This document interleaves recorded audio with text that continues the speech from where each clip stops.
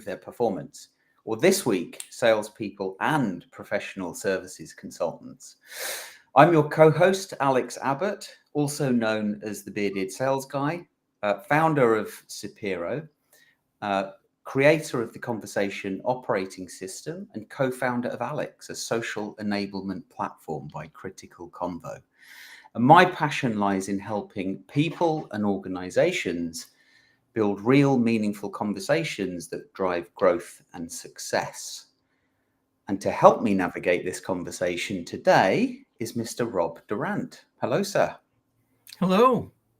Hi, everyone. I am Rob Durant. I am CEO of U.S. Operations of the Institute of Sales Professionals. And the ISP has one goal: to elevate the profession of sales. That's why I'm so happy to be a part of Sales TV, and especially today's episode. I think we're well on our way to doing that. Excellent. Excellent. So we're diving into an exciting and a highly relevant topic: what separates top performers in professional services and sales from the rest. And we're thrilled to be joined by a legend in the world of sales. Our guest today is Matt Dixon, the co-author of groundbreaking books like The Challenger Sale, The Jolt Effect, and his latest book, The Activator Advantage: What Today's Rainmakers Do Differently. In his new book, Matt explores how activators, a specific type of rainmaker, consistently outperform their peers by embedding business development habits into their daily routines, leveraging their networks, and delivering both business and personal value to clients. So let's dive into the conversation and welcome Mr. Matt Dixon. Hello. Hey, Matt, welcome. Thanks for having me. Great to see you. Now, we were just talking about this before the show. We think it's been over a year, possibly 2 years since you were last on Sales TV. I'm like a bad penny, guys. I always And then it was about the Jolt Effect, and now it's about your latest book. Now, Yep. You've shaped modern sales thinking with the Challenger Sale and the Jolt Effect. What inspired you to write the Activator Advantage, and what gap in sales performance are you addressing with it? Yeah, it's a great question. Actually, it has a funny origin story, which I'll tell you and the guests today. So when the Challenger Sale came out, it was around 2011, and I remember that I think it was about a year and a half after that book came out, I was actually invited to, and I was doing a lot of speaking at conferences and sales kickoff events around the world.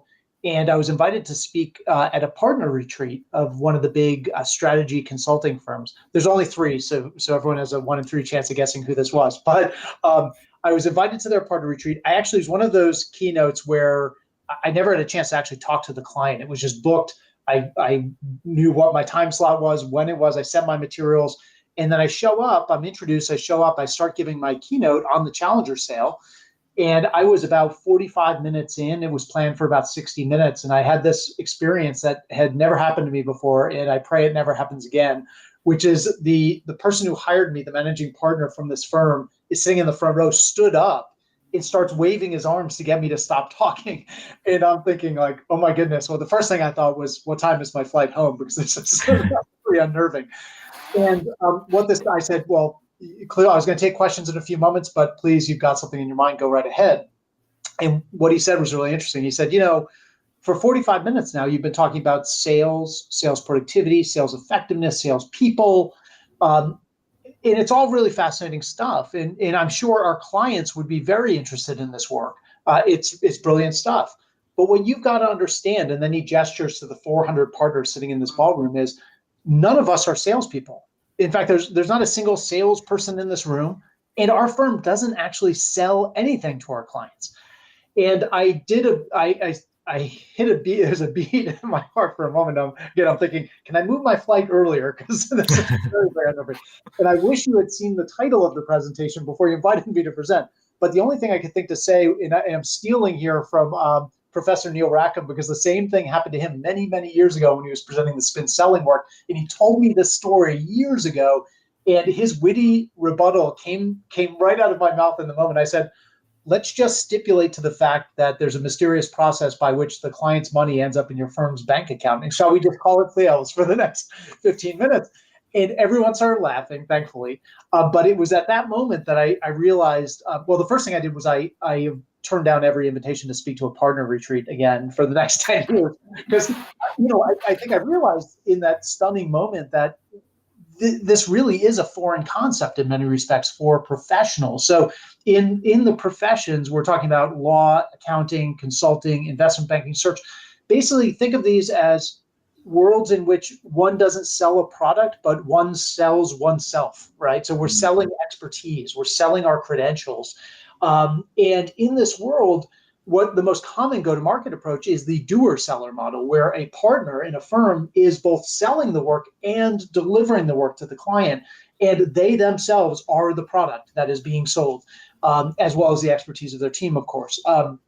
But it occurred to me that our work, while I think it really did address the needs of B2B sales professionals selling products and productized services, even, it didn't really speak to this big segment of the B2B world, which was professional services. It's actually the second biggest sector of the global economy. And so I parked it in the back of my mind that at some point I'd really like to go and study professionals to find out if engaging clients in selling in that world is in fact different. Do we find different best practices? What does it tell us about being effective in this world? And fast forward many years later, and we had the chance to do that. And as you mentioned, Alex, the new book, The Activator Advantage, comes out here in just a short time. May 20th, it comes out. So. Yeah, nice. Why do you think it is that professional services consultants don't consider themselves as salespeople? I think that is a great question, and I think there are many reasons. I think on the one hand, I think that perhaps the skeptical answer or the glass half empty answer might be that they perceive sales or they look down on sales, right? That sales has a bit of a pejorative connotation. It has a reputation problem in the market. And much of that, I would argue, has been given to us thank you to Hollywood, right? It's Boiler Room and Glengarry Glen Ross and The Wolf of Wall Street and these kinds of movies that give sales a little bit of a bad name. And so in many respects, I think one would say, and I think this is probably true for some professionals, these are very intelligent, highly educated people, and they kind of look down on sales as a profession. But I think the thing that is more often the case is that they actually see what they're doing as is quite different from sales. I think in their mind, sales in a traditional B2B context is a linear process by which I get a lead from marketing.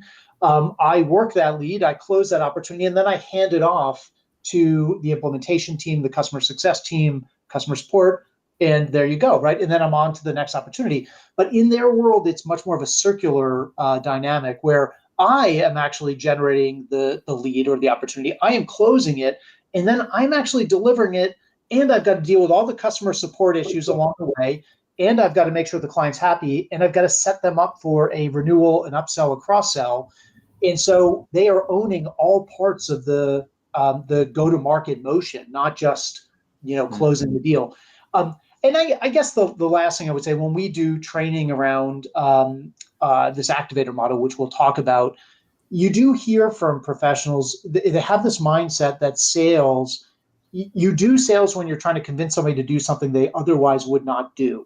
And so that, again, I think bleeds into this kind of pejorative connotation. I think for partners and professionals, getting them to understand that, no, in fact, you got into this profession, whether it's engineering or it's PR or it's law, you got into this profession to help people.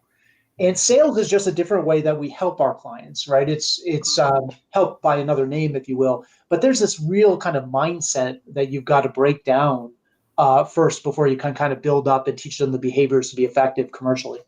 Yeah. Matt, it's interesting that you share that. I just this past weekend was teaching an MBA class on social enablement. And in the class, we had a number of people that were in accounting and finance and law. And their question to me was exactly the same. I don't sell. I said, well, let me point you to Dan Pink's book, To Sell is Human. Yeah. And if we replace the term sell with to influence others to come to a decision, Yeah. then in fact you do sell. And in that light, you're right. It takes away all of that pejorative. Yeah. Again, back to the ISP trying to elevate the profession of sales. Yeah, and you're absolutely spot on, Rob. I think so. In our training, it's funny, we buy everyone a copy of that book because it starts here, right? And you've got to put aside your kind of mental model, if you will, and think differently about the kind of relationship we're building with our clients. And really, when you look at what the very best salespeople do, it doesn't actually feel like sales, does it? It feels like influence, it feels like help at the end of the day. That's really what we're trying to do with our clients. Now, the book is based on a pretty extensive study that you've done. I think there were 3,000 professionals across various industries. Yep. Can you perhaps share some insights that surprised you in the research that you did? Yeah, I think there's two things I would point to. The first is, we ran a very similar analysis to what we did with the Challenger work. So for those viewers who remember that book, we found there were 5 types of salespeople. Here we actually, as luck would have it, and by the way, we've tried to run this approach many times and failed, or rerun it with other populations. This is the only other time it worked. When we take a population that is strictly professionals or doer sellers in the professional services industry, what we find is there are 5 types of partners or 5 types of professionals. So I'll just very quickly walk through them. The first one is the expert. So the expert is who they sound like. They've got really deep subject matter expertise. Their mindset is that the client, because of the depth of their expertise and how well known they are in the market, the client will find them. And so in the words of one CEO we spoke to during this research, he determined very quickly all of his partners were experts, or most of them were. And he said their go-to-market approach is to, quote unquote, aggressively wait for the phone to ring. And as you could imagine, he wasn't a huge fan of that approach, but it's actually quite typical of experts. They are very reluctant. They don't like sales. Of all of these profiles, those are probably the ones who have the most deep-seated pejorative connotation of selling and what it means. They believe that clients should find them if they need their help, and they will find them as long as they speak at industry conferences, if they serve on panels, if they publish thought leadership, if they're ranked highly, like in the Chambers ranking in law, for instance. My clients will find me. But what it means in practical terms is, by the time the client finds the expert, they're probably talking to a few other experts from other firms, and then these folks get driven into a lot of RFPs and a lot of competitive pursuits. The second one is the confidant. The confidant I would describe as kind of an old school trusted advisor. The trusted advisor model is really held up as kind of the gold standard in the industry, and has been for many decades. The way these folks do it, I think the authors of the book, Charlie Green, David Macer, would probably not say that that's what they meant. I think they take it to a bit of an extreme. But when you look at what they do, the way they execute this approach is they try to build a very small portfolio of very deep client relationships. So it's basically like, I'm trying to build a personal set of ATM machines and then just stand by those ATM machines and collect money. So they try to build a moat around the small handful of key clients by delivering great client service. They really bend over backwards for their clients. They deliver great work product, and they try to build not just deep business relationships, but actually personal relationships with their clients. So many of these partners, when we interviewed them, will speak wistfully about the fact that they go on holiday with their clients in their client's family, or that this was a friend from law school or business school, and now that person has become my client as well. So they really do pride themselves on that kind of depth of relationship. Their mindset when it comes to business development is, if I've got this kind of relationship, the client should automatically come back to me the next time they need help. It would be a violation of the kind of relationship we have for them to force me to compete for the work. Like, that's just not that's not the kind of relationship we have. So they kind of expect the client to keep coming back. Now, the dark side, I would say, of the confidant is, because they built this personal set of ATM machines, they're very reluctant to share them internally. So they've got very sharp elbows inside the firm. They don't put any notes in the CRM system. They get mad when the unsuspecting associate phones into their client to ask for a meeting. They go, up in arms, because they live in fear of what might happen if a colleague comes in and basically screws it up for them, because they don't have very many of these relationships, and it's what pays their bonus every year. The third one is the activator. So the Activator is a super connector. So they're very, very active on LinkedIn, big users of tools like Sales Navigator or Exec Atlas from Equilar to manage their networks digitally. But they also make very purposeful use of live events. So conferences, firm-sponsored events. These are the people, we know these people. They're the ones who go to the event with a game plan. So they know who's coming. They've set up the coffees and the lunches and the breakfasts and the dinners. And they've got kind of a hit list of all the people they want to talk to. And what's interesting, because people have asked us, why don't you just call them connectors? Because that's kind of what they're doing. But we think it undersells the active ingredient of Activator, no pun intended. But what they do is they take these LinkedIn connections, they take these stack of business cards they collect at the event, and they turn them into paying client relationships by proactively bringing new ideas to the client, which might sound familiar because it's something that we also found in the challenger work. They are very focused on what is the thing that I know that my client needs to know? And I'm going to proactively reach out to them with those opportunities, those ideas to make money, save money, mitigate risk, grab market share, whatever the outcome is that I drive as a professional. I'm not going to charge my client for that insight, but I'm going to use it as a way to pay it forward so that when the client sees that this is a need, an opportunity, I've shaped their understanding of it and I've established preference for me as the service provider. The other thing I'd say about the Activator is, unlike the compound who boxes their colleagues out, the Activator looks to bring their colleagues in. And they do it for lots of reasons, but I think the most, if you will, the economic reason they do it is that they know that the market is much more competitive today. In fact, you may remember this, Alex, in the article, we talk about the fact that client loyalty in professional services is kind of on a secular decline. Clients are much less likely to just automatically come back to the incumbent firm again and again for follow-on work. And activators know that, look, it's all well and good if the client sees value in the service I provide, but if I can get my colleagues plugged into this client organization and we're supporting them across many different priorities, areas, regions, offices, et cetera, that's a much stickier and resilient relationship in a world of fraying client loyalty. And then the last two are the debater. And this one I'll tell listeners I think was personally surprising. Back to your question, Alex. The debater is the sharp-elbowed, opinionated know-it-all. They like coming in and telling the customer or the client, you're doing it wrong. They do that. You find a lot of these folks in industries where there isn't a lot of daylight in pricing or capability. So take, for example, executive search.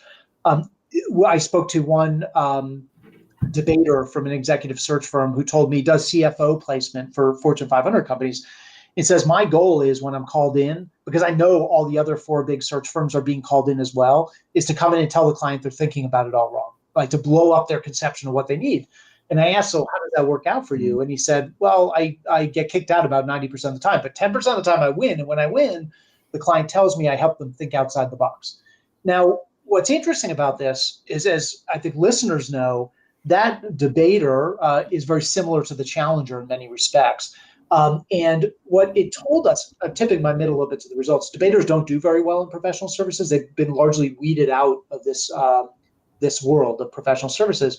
But what it told me is that it's okay to really push your client and to challenge them and be a debater when you're selling a product. But when you are the product, it's a little bit of a different ball game. And I think it becomes a tough posture to adopt with the client. The clients are very clear. I want my partners to push my thinking. But if every time I sit down with them, they're telling me I'm doing it wrong or I'm going about this the wrong way, I just don't have time or patience for that. It's a relationship that I'm buying ultimately, and I need to like the person I'm working with. And then the last one is the realist. The realist is kind of the truthful, transparent partner, which sounds great, but it comes across the clients as a little bit glass half empty. So they're all about telling the client that things are going to cost more than they expect. They're going to take longer than they expect, and the outcomes are going to be less than they expect. So, and the reason they do this, you find a lot of these folks in management consulting actually, but the reason they do this is that they know that every client has been burned in the past by a consultant who's overpromised and underdelivered, and so they try to do the exact opposite. And again, they don't do particularly well either. So tipping my mitt to the results here, but what clients tell us is, look, I appreciate the transparency, but I also want my partners that I work with and I hire to paint the art of the possible. What could we accomplish together, not just what can't be done through this work? So those are the 5 types We always caution partners that these are not mutually exclusive. Every partner has some combination of these five. And also, it's not about personality, even though I think at some level it sounds like it. But we focused on the things that partners, how they spend their time, the things that they do out in the field, their behaviors, techniques, tactics with clients, and also how they use or don't use, as it were, firm resources, whether it's technology resources, marketing and BD support, et cetera. Yeah.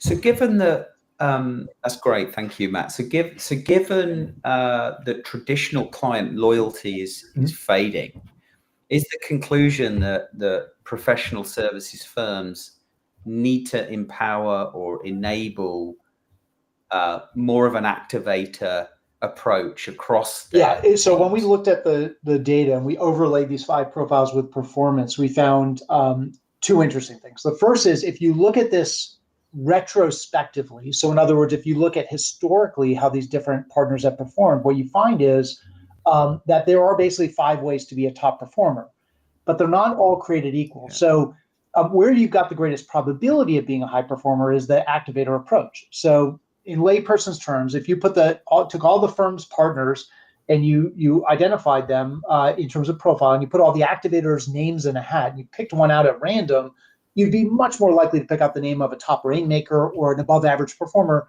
than finding a below average activator. That calculus kind of flips, especially with confidants, experts, and debaters. Those three profiles, you're actually more likely to be a low performer than a high performer picking one of those three approaches.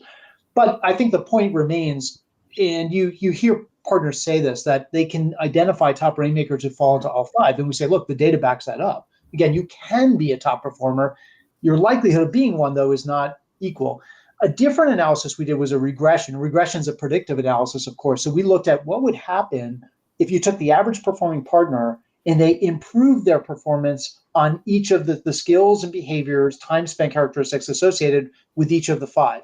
And what you find is that four of those are negatively correlated with performance, and only one, the activator approach, has a positive statistical correlation with performance. Not to put too fine a point on it, but if you go from not very good to very good on activator, you can increase your personal revenue generation by up to 32%, which is a big number, of course.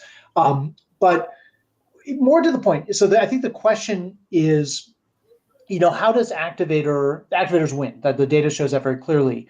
I think there's probably a double click here, which is, why do they win? And does it have to do with this new world of client buying behavior we find ourselves in? And I think you're spot on there, is that it does. So activators, we find, do three things. The first thing they do is they've got a commitment to business development. So again, these are people for whom sales is not their full-time job. And if partners don't want to sell, all the other remaining work, client delivery, firm initiatives, will expand to fit the time, right? So, but activators have a cadence and a routine around business development, which makes them actually look in many respects like a B2B salesperson. They are building pipeline. They are following up on opportunities. They are constantly working that commercial side of their portfolio, if you will, in addition to delivering client work. The second thing is that activators connect broadly and deeply. They build these really robust networks. They also do that inside their own firms. As we said, they're big collaborators inside the firm. They want to bring in more colleagues, more practice groups, so they can establish more points of connection with the client. And then lastly, they're proactive. They don't wait for the phone to ring. They bring the idea to the client. So just if you think about this world of fraying client loyalty, committing to business development makes a lot of sense, because it's a very dangerous game to bank on that small handful of clients like a confidant and expect them to keep coming back to you. Because what happens when one of them just suddenly goes to a competitor? Well, if you haven't invested time building your pipeline and building a more robust and deeper book of business, then you're kind of exposed. If you think about collaborating, as we talked about before, activators are really trying to establish more points of connection so that it becomes harder for the client to pull up the tent stakes and go with a competitor. And then this idea of proactively bringing ideas to clients really works in a world where clients, they want to drive that work through an RFP process, right? They want to force you to compete on price. And what activators do is they get ahead of that by creating the need with the client and shaping the client's understanding of the need in a way that ideally they're seen as the only professional who can help the client achieve the outcomes. They just taught the client we're even there for the taking. So again, it is very much, I think if we'd done this research 20 years ago, we wouldn't have found the same thing. In a world where clients come back to their partners over and over again, where that was the default posture, I think an expert approach or a confidant approach probably would have been the winning approach. But I think in this new world of much more competitive market of clients who are buying in a much more formal way using RFPs, and procurement is starting to get into soft spend in a way that they've never done in the past, it really does call for more of an activator approach as a winning model in this new world of client buying behavior. At the tactical level, do you see any commonality between behaviors of activators? What do they do that makes them so successful? Yeah, so there's a lot. I mean, when we get into, we built in the book, we talk about the activator model. And what we find is at the highest level, you've got those three kind of pillars of the approach, the three meta behaviors: committing to business development, connecting broadly and deeply, and then creating value proactively and at a personal level for your client. But underneath that, there's a lot of stuff going on. So we identified three mindsets that activators share. So just the way they think about business development, the way they think about client needs, and the way they think about the value they can deliver to clients. We found 6 distinct workflows and habits that they exhibit on a day-to-day basis. And then what was so interesting is when you get down to it and you really dig into what activators are doing, they really seek to differentiate their approach in what I would call pivot points in the client relationship. So they know there's certain moments in the client relationship that just matter more than others. Whether it's how we first get engaged and when I first propose a paying relationship, or how I deal with a setback or a fee negotiation. Like these are bigger moments in the client's mind that drive a lot of how they'll feel about you moving forward. And activators really seek to differentiate themselves in those moments. So yeah, there's a lot more to it, or underpinning those 3 C's of committing, connecting, and creating when you get down to kind of the day-to-day habits, workflows, how they comport themselves in client interactions, et cetera.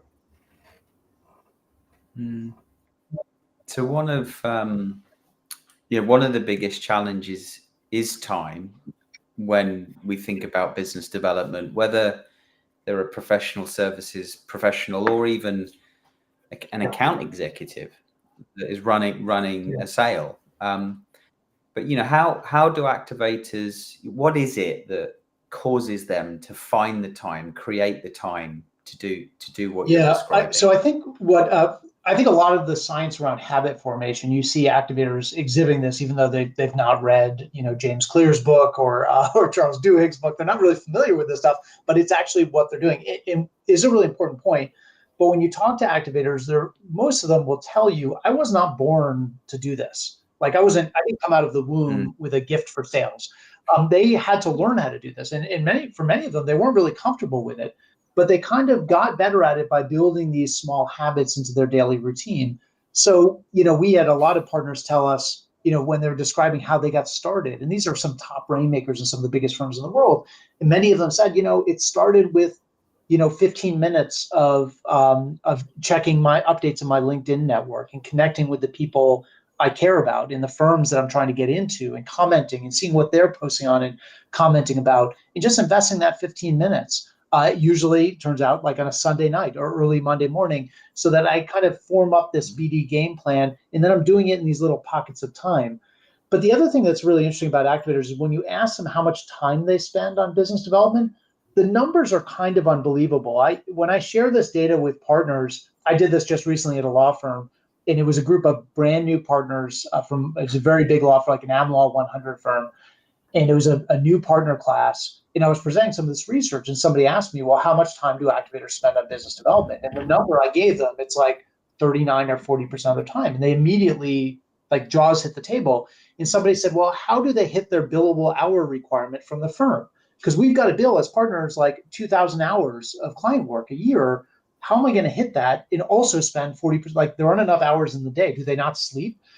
What's so interesting about this is when you dig into the time spent data. So as in professional services firms, partners track their time. So they use software to track their time because that drives the invoicing that goes out to clients, right? And how do we bill for time and materials on different client engagements and projects? But when you look at how much they actually spend on business development, it doesn't really map to what they say. But when you dig into this, what you start to realize is they see client delivery as itself an opportunity to do business development. So I might have tagged it in the system as a delivery moment with a client, but I'm using that to surface new opportunities for us to engage with this client, other needs, things we can work on after this engagement is over, ways to deepen the relationship. And so in their mind, they're spending like half of their time on business development, but in point of fact, it's actually not half their time. It's overlapping, if you will, with their delivery time. In fact, there was a partner we interviewed as part of this research. We asked her how much time she spends, definitely an activator, how much time she spends on her business development. And she said 100%, which she was tongue in cheek, right? But what she meant is every moment is about deepening the relationship with the client. Yeah. So we know activators don't just rely on the firm that they're working with to generate leads for them. They're leveraging their personal networks that they're creating all of the time. What are some perhaps additional best practices that came out of this research that you found? I'll tell you, I'll share with you just a little bit more of the research. This is pretty fascinating stuff. And then a tactical thing I tell whenever I speak at partner retreats, the thing I tell them to go do right away, which I think for most salespeople might be like old hat, but for partners, it's shocking. So first, the research. So viewers might be familiar with a guy named Robin Dunbar. He's famous for, he's a primate anthropologist from Oxford. And I see Rob smiling, so Rob knows Dunbar. But he's famous for the number of relationships you can exactly right. hold. There you go. Yeah, so Dunbar is famous for what's called the Dunbar number. And the Dunbar number, based on, I won't go into how he did the research, but it's now been validated across dozens and dozens of academic studies that really people can manage about 150 relationships. And so that runs from the inner rings of like family, right, very close relationships, to good friends, to acquaintances, etc., and eventually get to 150. Dunbar, the shorthand version of this is, think about the number of people that if you met them, you ran into them on the street, you wouldn't feel awkward in the least suggesting they hop into the pub for a drink or go grab a bite for lunch. It wouldn't be an awkward request. And when people look at it, it is about 150. It varies a little bit. Women, turns out, have more than men. Extroverts have slightly more than introverts, but it's around 150. So we actually were very curious whether this mapped to how partners, top performing partners, manage their professional networks. And we actually found the same exact thing. So we actually used data from a software company called Intap, and we scraped the data out of their system. And then we looked at how partners spend their time. And it turns out that they manage about 150 relationships. Now, in the very, very close inner circles, they've got those clients who they're texting on like a Saturday, right?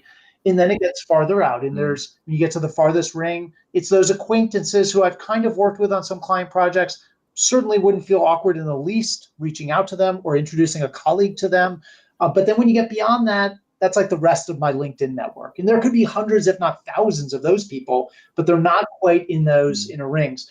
What you find from activators is that they kind of, again, they're not familiar generally with the Dunbar number. They don't know that they're doing this, but they also know their time and their attention is limited. And so what you find is that they're kind of ruthless when it comes to moving people up and down in their network.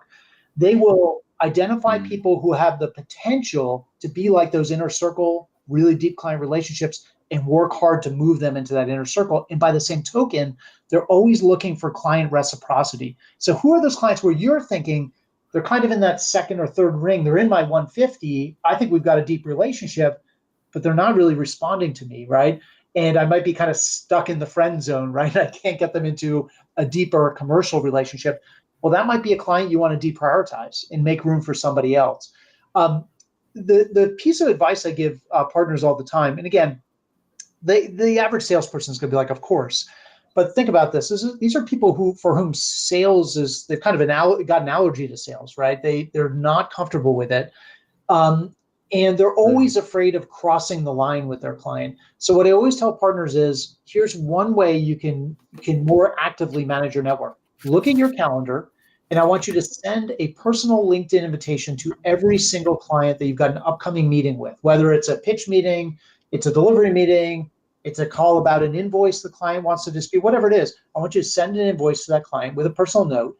And clients are like, well, hold on a second. Or sorry, partners are like, hold on a second. My client doesn't want that kind of relationship with us. And we always say, no, they absolutely do. In fact, they expect it. And here's really why you should do it is once you're connected with them, then as you guys know very well, you're training the algorithm to now surface and feed you things that client likes, that they comment on, that they post. And you're in the flow of information. And look, I want to open the debate about whether LinkedIn is becoming like Facebook, but people post personal stuff on there too. So now we have this really deep understanding of our clients, not just about work, but about issues that they're passionate about, challenges, causes they might be passionate about, et cetera, things they're dealing with outside of work, perhaps. And here's the real reason to do it is that if you don't do it and your competitor does do it, then they're in the flow of this information and you're not. And every single partner out there can retell a story where they lost a piece of work to a client that they didn't even know was up for grabs because they were waiting for the client to come to them. And meanwhile, some other enterprising partner at a competitor firm connected with them on LinkedIn, offered something of value, created a conversation, and the client went with them. And when those partners reach out to their clients and say, hey, hang on a second, we do this work too, the clients are completely surprised. So we had no idea. I didn't do this to offend you or that you've done anything wrong. I just didn't even think of you guys, right? And that happens all the time. Yeah. It's funny that those two words, social selling, have such negative connotations in the world of professional services. From my own experience, speaking to senior executives who are running professional services businesses, saying things like, "Oh no, our ticket price is very high. We're an enterprise sales. We can't do social selling isn't for us." And so, yes, we need to change the language for them, but it absolutely is for them. Yeah, it is. It's the language, you're right, probably needs to be changed, but we spend a lot of time talking to partners about using technology. So again, we spend a lot of time talking about how to make strategic use of live events as well. But we spend a lot of time talking about using technology to manage a network that can get unwieldy and it can be hard to stay on top of it. And if you will, again, take away that sort of pejorative connotation, but it's more about using technology as an ally to really stay plugged in and close and tight with these clients to understand when they're changing jobs, right? To understand when certain events have happened. Their company acquired a company. And as we all know, and we tell salespeople this all the time, when somebody takes a new job, when something big and transformative has happened, those clients will spend most of their budget within like 100 days, right? So they line up their service providers, their vendors, and they go. And so these are tremendous opportunities to plug in and engage with the client. One thing I'll offer, and this is another piece of advice I give folks is, and it helps them, I think, with this idea of like, I don't want to be seen as a social salesperson. Because when clients take new jobs, think about like the lawyers, whenever somebody moves from, general counsel of one company to general counsel of another, all of the law firms reach out and they all want to check in. And clients hate that because they're like, these are just people trolling for work, right? And so instead, what activators try to do is deliver personal value in those moments. So Alex, I saw you just landed this GC job in this industrial firm. You're coming from a technology firm. This is an area where we've got a lot of depth, and I'd love to make some introductions as you build out your network in this space, maybe just folks for you to get to know, bounce some ideas off of them in terms of how they manage legal risk and compliance in industrial as opposed to other sectors. I know it can be hard switching industries, and so I'd love to offer that to you. Or, even very simply, hey, Alex or Rob, I saw you just moved to Boston. Of course, Rob didn't. He's been in Boston for a while. But Rob, I saw you just moved from Boston from London, and I know what it can be like moving to a new city. We've got a big office there, and if for no other reason than to compare notes on things to do on the weekends and things to do with kids and great restaurants in town, let me make a couple introductions for you. And it's just that thinking of your client like a person, which often it creates the stickiest relationship, even beyond the business value that you can deliver as a partner. Matt, I smiled when you talked about the Dunbar number because in my own book, I coined the term Dunbar network. And that's being more intentional about that outer ring. Yeah. Yes, we have 150, but at any given time in our lives, different people come and different people go. That's right. Yeah. And it's about being intentional about that. Yeah. So along those same lines, and to put a finer point on what we're talking about, how does the activator model apply to sales professionals outside of professional services? Yeah, it's such a great question. I had somebody who said to me, a good friend, CRO, who's you're just a phenomenally talented B2B salesperson and sales leader. And he was one of the folks who saw this work first. And he said to me, again, leading a B2B sales team, not a professional services team, but he said to me, I think this is just what great salespeople do. And I think it's going to increasingly be the norm for sellers, irrespective of whether they're in professional services or not. And I asked him what he meant. And he said, I think we live in a world where, the old adage we all know in sales, people sell to people, right? But I think increasingly people are seeking to give preference or buy from people, not just that they recognize as people, but people they trust and people they've got relationships with, right? Think about when your companies are going to hire a vendor, how much more likely you are to seek out the help from a vendor that somebody in your network recommended, right? Or you've got a personal relationship with. And I think that might just be a function of the world we live in today, misinformation, lack of trust in institutions and in companies. And truthfully, let's be honest, I think people have been oversold for a very long time with promises where maybe vendors confuse the current tense and the future tense in describing what their platforms can do. And there's been a great reckoning, especially when we look at like SaaS technologies over the last couple of years, where people bought things on a promise and those things never got used and the value was never extracted from the investment. And so I think increasingly we're seeing that great salespeople are doing this activator thing, even if they're not in professional services. Now, of course, there are some things that make professional services different. The biggest of which is that these are not people who chose to be salespeople. These are people who were given a bag once they made partner and told that they're now a salesperson, right? And so it's a very different mindset. And it also, to Alex's point before, finding the time is just harder. Sales is your full-time job. And we always talk about this in B2B sales, don't we? How do we free up salesperson time so they can spend more time with customers, so they can be more in the market? So we get them not doing the admin stuff and the company initiative stuff. We want them out in the field. That's even more true for partners because they've got to deliver the work that they sell to the client. So time is really, really hard to come by for the average partner. But other than that, I think if you looked at this model and you compared it, for instance, with what the best strategic account managers do or the global account advisors, there's probably not a lot of difference between what those guys are doing, the conversations they're having, versus a top performing McKinsey partner or Deloitte partner or law firm partner. And again, it's that ability to understand client value, to be seen as a source of value to your clients, always be investing and be proactive with your clients. And I'll share with you guys one last thought, which is the most predictive single variable in the model, and this is really fascinating, was when the partner's response to the following statement: my clients think of me even when we're not engaged in paid work. So in other words, I have the kind of relationship with a client where they will text me on a Saturday or Sunday or whenever and ask for my point of view and ask for my opinion, because we've got that kind of depth of value exchange between us. They're not expecting an invoice for that. They just see me as a source of value. Those, when partners say, yes, I have that kind of relationship with my clients, though that's highly correlated with revenue generation and being a top rainmaker in their firm.